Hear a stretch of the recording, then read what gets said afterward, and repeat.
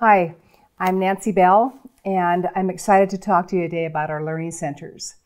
It's just you and me. Together, we're going to go on a tour of what our learning centers are like and also learn about the research that we've done and how we can change lives in our learning centers. Here we go. I titled this slide, and remember this is just you and me and I'm talking just to you. And so the first slide that you're going to look at is the title slide that says, "A Learning Adventure Awaits You in a Lindamood-Bell Center." I wanted to share with you a letter that I received from this young man. I'm hoping that you can read it on the screen, but if you can't, I'll read it to you. He says, "Dear Nancy Bell, thank you for creating Lindamood-Bell. Hi, my name is Christian, but I like to be called Bubba. I study in the Berkeley Center, and they have been helping me in visualizing and verbalizing VV right now, and I have only been here for 2 months. When I first came in, I was reading at 2.8 reading level, and now I'm reading at the 6th grade. Sincerely, Bubba." Bubba's just one of the students that we have made a significant difference for in the more than 30 years that we've been doing instruction in our Lindamood-Bell Learning Centers. Our goal is to help each individual, reach to his or her potential to learn. Sometimes we work with students experiencing learning challenges, and sometimes we work with students who simply need a sensory cognitive boost to be more successful in school. Our instruction often results in significant gains in weeks of intervention. We change lives, and that's the story for today. Here's a testimonial that we were sent that I'm hoping you could again read it on the screen, but in case you can't, this is a mother who says, "You have literally changed our lives. My son has gone from reservations in all classes to honors in all classes. Lindamood-Bell and its awesome teachers have given him the tools to soar, and he feels that freedom of flight. Thank you, thank you, thank you." So how do we do that for Bubba and for the student that you just read about? First, we start with the learning ability evaluation to identify an individual's strengths and weaknesses in learning. Second, we plan individualized instruction to change a weakness to a strength. Carson is a student that we worked with in a learning center, and Carson is going to show you what a learning center looks like. I'm Carson. This is my Lindamood-Bell Learning Center.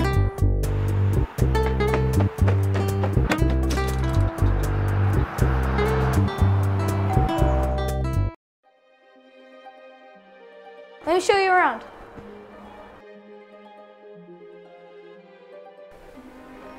This is my instructor. I'm one of 4 instructors who works with Carson every day, 5 days a week. We use the Lindamood-Bell programs to enhance reading, spelling, comprehension, and math for children and adults. This is my instruction team. Like all of our students, Carson received a learning ability evaluation. This is a battery of standardized tests that helps to pinpoint his strengths and weaknesses. From those results, we're able to create an instructional plan that best meets his needs and helps him to fulfill his potential. I'm here to get my reading up to speed. School just wasn't cutting it. As Carson's consultant, I check in on him 3 to 5 times a week to monitor and pace his progress through our programs. I also update his parents once a week. We want Carson to be independent as quickly as possible. Here's a picture of Pat Lindamood and me, the founders of Lindamood-Bell Learning Processes. And what I wanted to share with you on this is from 1986 to 2019, we have gone from instructional experience in working with students to scientific research that I'm going to be sharing with you. I'm very excited to share with you, in fact, let me have you go just to my face. I'm very excited to share with you the most recent research that we have on dyslexia.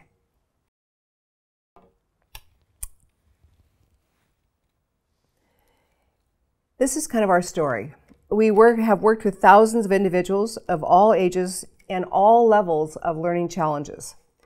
Years and years of sitting across one-on-one from a child or an adult struggling to read a word or trying to comprehend a paragraph provide us with a unique insight into the learning process as we began to ask ourselves, what is it that we can do that they're not able to do? So we began to sort out what are the underlying processes for learning. Now we can answer why some children can easily learn to read words at an early age, yet others cannot.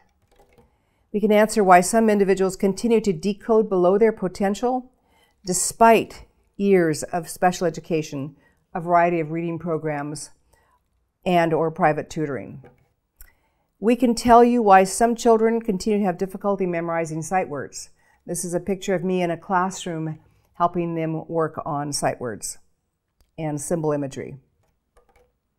We can tell you why many students read words and text very easily, yet they struggle to comprehend what they read. That's me with a high school student. We can tell you why many students still read word for word, even at the end of phonological instruction, and often they've been very successful in that instruction. But they're analytical readers, not global readers. We can tell you there's a primary cause of dyslexia, but most importantly, we can tell you that that cause can be remediated, and dyslexia does not have to be a lifelong struggle. So stay tuned. I'm going to show you some slides toward the end of the presentation. This is what a mother of a 4th grade student said. For the first time in his life, confidence and calm behavior have replaced fearful and indifferent behavior. He told me last week, "Mom, it's a miracle. I can read so much better." This was a dyslexic student. And here's the next chapter of what I want to talk to you about. Sensory input is the primary foundation. Let me say it again. Sensory input is the primary foundation of cognition and success in learning. So after experience working with students, like I showed you one-on-one, and the scientific research that we conducted, we can tell you that the sensory input of imagery is the primary foundation for cognition and learning. Imagery. There are 3 sensory cognitive functions. I'm sure you've heard about phoneme awareness. Our Pat Lindamood was the pioneer for that initial research on phoneme awareness, which is the ability to perceive the identity, number, and sequence of sounds within words. The new kids on our block are also sensory cognitive functions, that's symbol imagery and concept imagery. Symbol imagery is the ability to create mental imagery or create mental imagery for sounds and letters within words. And this is probably the most exciting part of what Lindamood-Bell has been able to contribute in the field of learning, in my opinion, and that is that concept imagery is the ability to create an image gestalt or a whole for oral and written language comprehension. So let's learn a little bit more about this imagery. There are 2 types of imagery. There's parts and wholes. Symbol imagery is that imagery for sounds and letters in words. You see that that's Buzz. It's an actual, that's a student that we worked with. This is actually Buzz and Sophie that we have illustrated them. This is Buzz visualizing the letters in a word. And this is Sophie visualizing an image whole for language comprehension.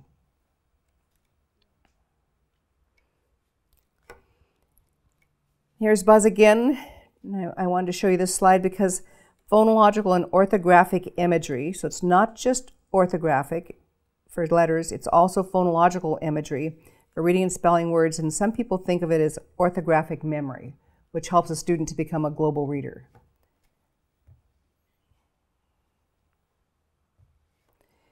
Here's an example of that. Try this with me. I'm going to show you that just for a little bit.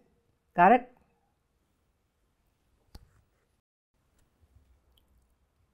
Now, see if you can still retrieve those in the form of a mental representation for that non-word. And tell me what is the 4th letter that you saw. If you can do that, that means your symbol imagery is intact. But there are a lot of individuals who cannot hold that pattern in their head. So if you have weakness in symbol imagery, it can impact your word reading skills, for example, word attack and word recognition, orthographic awareness and phonological awareness. It can cause you to have difficulty memorizing sight words. I can tell you that when I was working with Buzz many years ago,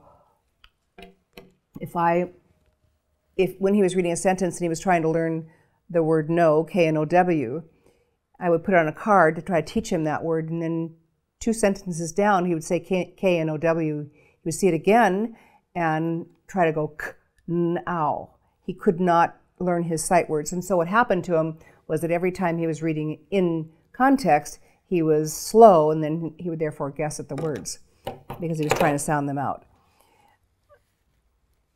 It can cause weakness in fast and accurate decoding, fast and accurate self-correction, and obviously this is what I was talking about with Buzz, contextual reading where the student guesses rather than rapid, accurate decoding.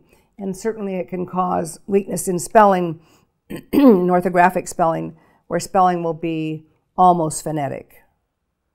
Could be that for reach, or it could be that for reach, which would be phonetic, but Buzz would have trouble remembering orthographically that there would be an A in that word. Concept imagery is the exact opposite. It's like a two-sided coin. Concept imagery images the whole for comprehension and thinking. So here's Sophie visualizing a clown in a rodeo. See if you can do it. The big black horse, picture this, ran across the green field. With his head held high, his hooves pounded the ground, and his thick mane blew wildly in the wind. Did you picture it? Did you picture that black horse running across this, and maybe even have the imagery, the auditory imagery of his hooves pounding and his mane blowing? That's concept imagery, where instead of just visualizing a word, you're visualizing the whole concept. So if you have weak concept imagery, what does that mean? And what does it mean for all the students that we see? It means that when language is coming at you in oral form or in written form, it can go in one ear, literally, and out the other, where the individual tends to grasp, and this was a big aha moment for us, tends to grasp parts like dates or names, but they don't grasp the whole concept. They just get random details and facts. So if you can visualize the gestalt, which is what I'm showing here, that imagery becomes the sensory information that prevents that language from going in one ear and out the other. And from that imaged whole, and so that's important to know that you're going to stop the language from just going in, whether you're hearing it or reading it. But what's really important is from that imaged whole, then you can do what are called higher order thinking skills. Get the main idea, draw a conclusion, make an inference, predict, or evaluate. If you only have parts that you've processed, if it's come in one ear and gone the other and you've just gotten some random parts, you're going to have a lot of difficulty grasping the main idea or drawing a conclusion because you need to have the whole in order to do those higher order thinking skills. Get it? Okay. So what are the symptoms of that? As you can see from this slide, there's a lot of them. For example, if you have weak concept imagery, you're going to have weak oral and written language comprehension. You'll get parts of what you read. But you'll also have, or you can also experience difficulty with critical and logical thinking, problem solving, abstract thinking. For sure, if you can now think of the students that you've seen or the individuals in your life, you can note that they'll have difficulty following directions, that if you give them directions, they'll remember one of them or two of them, but not all of them. But this was another aha moment for us. We did not think that it would go beyond just receiving language. But what we noted is that it was, if you had weakness in this, it also was difficult for you to express language. So whether you're expressing it orally or expressing it in writing, where you were writing in paragraphs or responding to a test question, if that language is coming up there and imaged in parts, then the expressive language can be not sequential, it can be random, with random thoughts, and the same thing with writing. Grasping humor was another aha moment for us as we were researching this. The individuals with weakness in concept imagery frequently don't get a joke. They can get the humor in something like sliding on a banana, but they will miss language-based humor. And then I think these are probably now starting to be obvious to you. Interpreting social situations, so this can impact students that need what we call pragmatics. Understanding cause and effect. You can't understand cause and effect if you only gotten a few parts from it. Mental mapping. These are the individuals that can go to a parking lot and then come out and go shopping, come out and have no idea where they parked or be able to get around when they're traveling. And I think this is the big one. I think that with all of these things that are happening here, that it causes weakness in responding to a communicating world. So, what are the component parts of reading, and how do these two sensory cognitive functions and phonological awareness, how are they played out in these component parts? So I called this many years ago the reading circles, and this is an explanation right up here. Sensory cognitive functions underlie these necessary component parts of reading.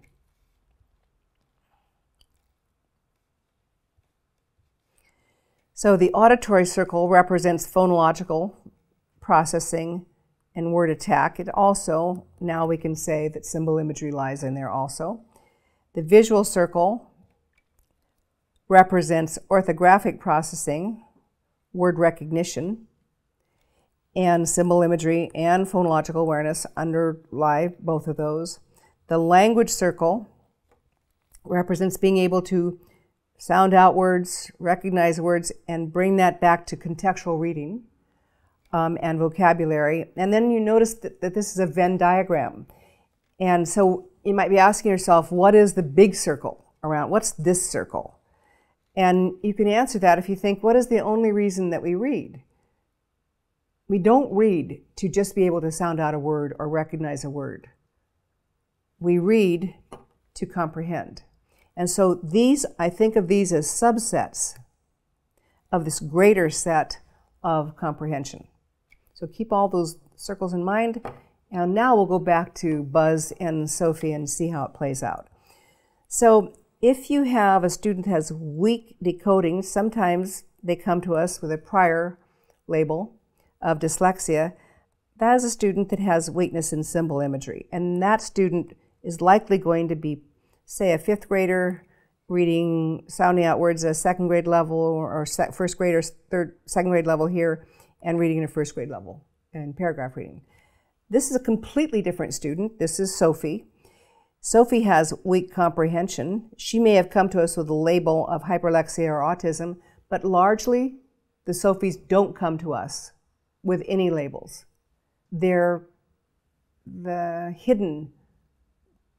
I had a parent say to me once, my daughter has this problem in comprehension and it's very, very difficult to diagnose. It's like the hidden weakness that nobody seems to see. And when you see that, when we see that, we know that that's a weakness in concept imagery. So here's just a very quick look at Buzz. At the end of 6th grade, Buzz hated reading. He had a number of phonological processing programs, but he still couldn't read text accurately and easily and rapidly. His teacher came back to us and said he can sound out words better, but he still can't read, and she was actually right. He was at the 75th percentile, which is, if you think of percentiles, let me give you a quick lesson on that. Percentiles go 1st to 99th. 50th is the middle part of that. In terms of a range, we think of 25th to 75th. Some people think in this above this would be a strength. We think above this is a weakness. Some people think that that can go as low as a 16th. I think that somebody that's performing as low as a 16th percentile is going to be struggling in whatever task that was measuring, whatever process that was measuring. So you can see that Buzz had strength in that. But look at this. Look at Buzz's strength in word attack. Look at this, 95th percentile. His word recognition, however, this was a 95th percentile, was only the 37th percentile. So despite all the phonological awareness instruction he was given, he still was not able to read words in isolation, what we call word recognition, at the same level that he could sound them out. And then when we put him on, this is paragraph reading, where Buzz was reading in context, you can see that his rate was low, his accuracy was only the 25th percentile, and his fluency was the 16th percentile, yet his comprehension was the 37th percentile. If I go back here, Buzz had no weakness in comprehension. If he could decode it, like many dyslexic students, if he could decode it, he could comprehend it. But if you look back here and look at Buzz, he had difficulty decoding 25th and 16th, yet he got enough from what he read to have his comprehension be at the 37th percentile. So Buzz needed symbol imagery, direct stimulation of symbol imagery in order to become a global reader, not an analytical reader. And here's Sophie, quick look at Sophie, and this is a student that I worked with. She had easily learned to read words in her early grades, but by 4th grade she was sick before going to school, and this is all a true story, and they moved her to the front of the class, which didn't help her performance. So if you look at her vocabulary and her word attack and her word recognition, these are all getting well filled in here. Word attack, these subsets are very filled in for her. And then let's look at her reading in context. Here she is down here, paragraph reading, 95th percentile. Let's look at comprehension, 2nd percentile. The gap between her ability to decode and her ability to comprehend was not caused by weakness in vocabulary. She understood the meaning of the words, but she couldn't image it all together. Are you getting it? Okay, so now what do we do about it? Step 1. I urge you to consider the importance of a learning ability evaluation to determine a learning profile. With my own children, I always wanted to know what was easy for them and what was hard for them, because sometimes you can think your child or your student in your class is not trying. They have a behavior problem, when in fact, you need to know what their learning profile looks like to see about strengths and weaknesses. That's the first thing that you do. And I think actually Carson told us a little bit about that. And we had DC telling us what she was doing for a learning ability evaluation. So this is what it looks like. There's a variety of tests.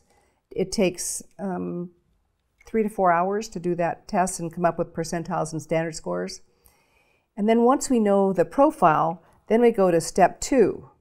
And from step 1, we can proceed to step 2, which is recommending individualized instruction. Usually, it's what we call intensive instruction, and that's one-on-one. The big thing is it's 4 hours a day, 5 days a week. So you can think that Monday through Friday, oops, too many, we are going to intensify the learning experience and the stimulation that we're going to do to help the student, the individual, begin to bring the sensory information of imagery to consciousness. So let's just look at a little bit of that with Carson for a second. This is my center instructor. She works for me. Every Lindamood-Bell Learning Center is committed to providing consistent, high-quality instruction in a caring environment. Each of our centers is owned and operated by the founders, so you can rest assured that when you come to us, you're getting the real thing. We want this to be your Lindamood-Bell Learning Center too. And also, technically, I don't work for him.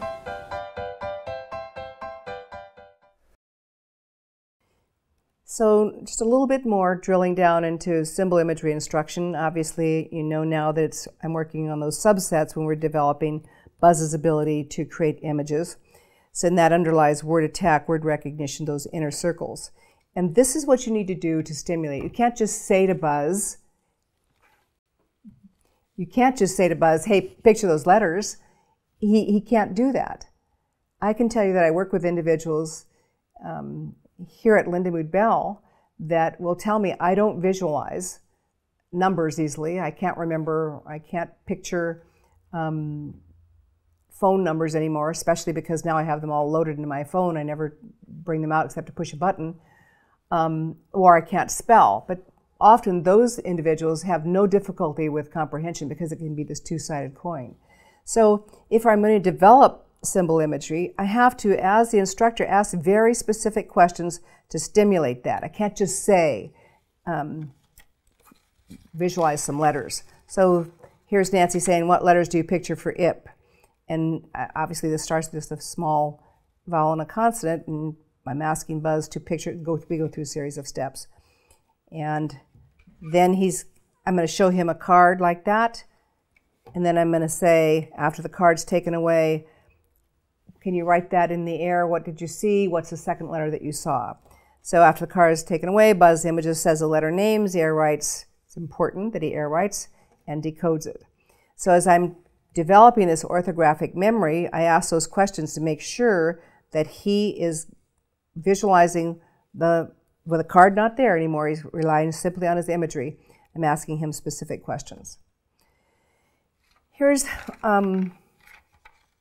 what a mother wrote to me. In the 9 weeks that my daughter was here part-time, my child went from not recognizing a single sight word to reading me a book at the 2nd grade level. So this was a girl that we taught to read, that they had struggled to find some way to help her learn to read. So now let's just switch gears really quickly and talk about concept imagery. So this is for comprehension. This is this circle. And what we call concept imagery underlies this big circle. So I can't again say to Sophie, I know you're reading the words accurately, Sophie. I know you're reading the words accurately, Sophie, but I want you to picture them as you read them. And I asked college students that many years ago, and I can tell you that I had many adults and many college students who could talk more easily about what they experienced. They would say, it's dark up there, I just don't see anything. And that is exactly what someone like Sophie would have said. So we have to go through a series of steps asking very specific questions. Again, here's Nancy. Very specific questions to stimulate the imagery. And as we go through a series of steps, we finally arrive at the point where we can do sentence by sentence imaging, whole paragraphs, and ask the student from what you pictured, why. We can start to begin to ask those higher order thinking skills based on imagery. Are you getting it? Okay, here's what a mother also wrote to me. The daughter that I see now loves to read. Lindamood-Bell was able to provide the right setting, instructors, and resources to aid in her comprehension deficit and build her self-esteem that was robbed by years of wrong placement and diagnosis. And the reason that I put that in there is that so many of these students that are like Sophie go undiagnosed. It looks like it's a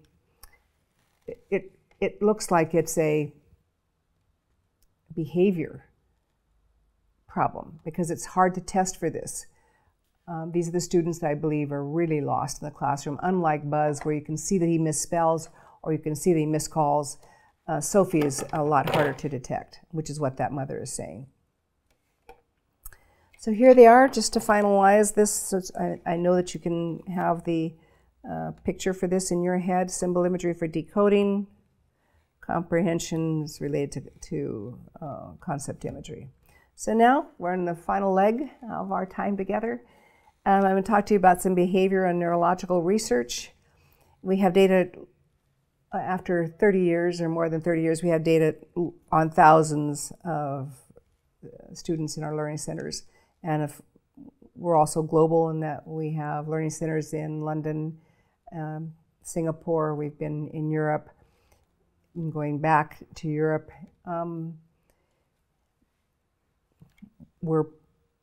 and in Australia, we're not just national now, we're international, which was our big goal. So we have data on all these students, and here's what we've looked at from 2008 to 2018. These are the students that we saw that were decoding only. Let me just take a moment to say to you that you can have a student that has only the issue with buzz, only that difficulty, or only the comprehension issue, but lots of our students have both, maybe a lot of trouble decoding and a little bit of trouble comprehending, or flip-flop it. They can have a lot of trouble comprehending but a little trouble decoding. So the students that you're going to see now back on this slide are the students that were decoding only. They were pure buzz. And the graph that you're going to see was with an average amount of instruction of only 103 hours. And all the gains that you see here are statistically significant. For example, we'll talk about word attack, going from the 16th percentile to the 47th percentile. Now this is on the average in 103 hours. Word recognition, 25th to 47th. Accuracy, 7th to 19th. And even though that hasn't hit those levels up in here, they will continue to grow. But look at this. Now these students are comprehending. They may be decoding slowly, but they're comprehending well above where they came in. So this is what it looks like when you look at standard scores. The purple here shows that these gains are all large. I also want to point something out. I'm going back a slide to point something out. We did no standard phonological awareness work. We did not do any teaching to a test on phonological awareness, but I want you to see with just developing symbol imagery that we are getting the same gains or tremendous gains on a phonological test. So one of the things that we're learning is that symbol imagery and phonological awareness are absolutely pals. They're connected. Comprehension only, again, these are the SOFI only. They had less than 100 hours of instruction. And there, I took out the slide that shows that, no, maybe let me see, I did leave it in. These are students that have high decoding and weak comprehension. So this is the change in comprehension from the 23rd percentile to the 47th percentile in oral directions, in word opposites, which is a vocabulary test, an expressive vocabulary test, and a receptive vocabulary test. What I want to point out to you here, and I hope that you're still with me, look at this. Vocabulary was well within the normal range, but comprehension was not. So again, it was not what people tend to think, if you can just develop vocabulary, you'll get the changes in comprehension. Absolutely, that's not what we see. Here's standard scores. Again, look at that in comprehension. Now, this is what I really wanted to take just a moment to show you. These are the comprehension students that have a severe gap. And these students, for example, comprehension is at the 8th percentile, and word recognition is at the 88th percentile, and vocabulary is at the 42nd. So they should be able to comprehend with those decoding scores and that vocabulary score. This is after 101 hours of instruction. These would be the students that people would think that you're not going to be able to, their comprehension skills are so low at the 8th percentile, people will think that you can't make a difference for them. And in just a little over 100 hours, their comprehension skills went from the 8th percentile to the 47th percentile, and that should make you gasp. That is life-changing. Okay, and that's the standard score change. Now, my very last communication to you is that I want to talk about, we have a lot of research partners, MIT, Wake Forest, Georgetown. We've done a lot of research with universities. This is with the University of Washington. It's very current. It was ages 7 to 12, 4 students. It was a randomized controlled study. This has been written up in Nature. And the title is Rapid and Widespread White Matter Plasticity During an Intensive Reading Intervention. So when I'm going to show you the next slides, I want you to think about that I'm not only talking to you now about changing reading performance and making life easier. I'm now talking to you about changing neurological function. It is a huge, huge contribution to the field of reading. Neuroimaging research, symbol imagery focused intensive reading intervention leads to increased neural connectivity for dyslexic students. Randomized controlled intervention, I'll leave that there just for a little bit if you want to try to read it. I won't read all of that to you. This is the most important thing for you and me. The reading skills improved by an average of 1 full grade level after only 8 weeks of intervention. And that was intensive. I believe it was 3 hours a day. I don't think it was quite 4. For the students who took part in the 8-week intervention to develop symbol imagery for phonological and orthographic processing. Diffusion MRI data collected during instruction indicates, it was throughout the instruction, that there were large-scale changes in white matter conductivity correlating with the gains in reading. Subjects in the control group showed no changes. The results of the study illustrate that the Seeing Stars program, which is a symbol imagery program, led to increased brain structure conductivity and improved reading for children with reading difficulties, including those with a prior label of dyslexia.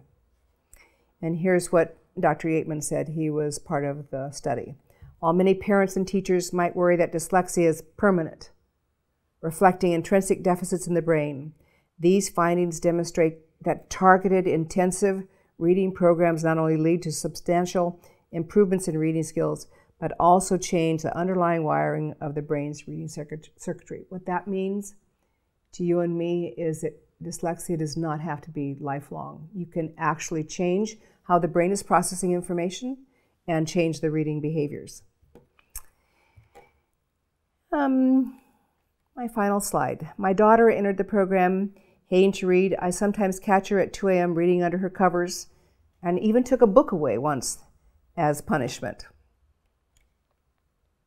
Carson's going to finish this up for you and me, and then I'll come back with one last slide.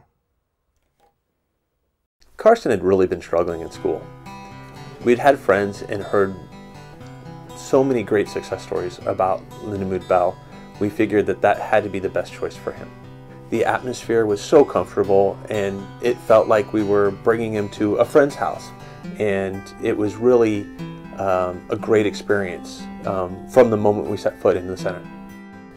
The test results were great, but the real improvement came in his reduced frustration level and his newfound joy in learning. I would highly recommend Lindamood-Bell for any student that's having a difficulty in school. It's just been a fundamental difference in his confidence, in his abilities. It's night and day.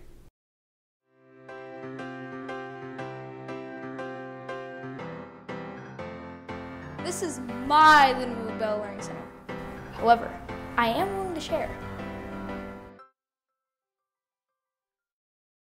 We believe passionately that children and adults can be taught to read and comprehend their potential. I hope you enjoyed this magical tour of us doing the magic of learning, and I would be honored to someday work with you or your students. Thank you very much.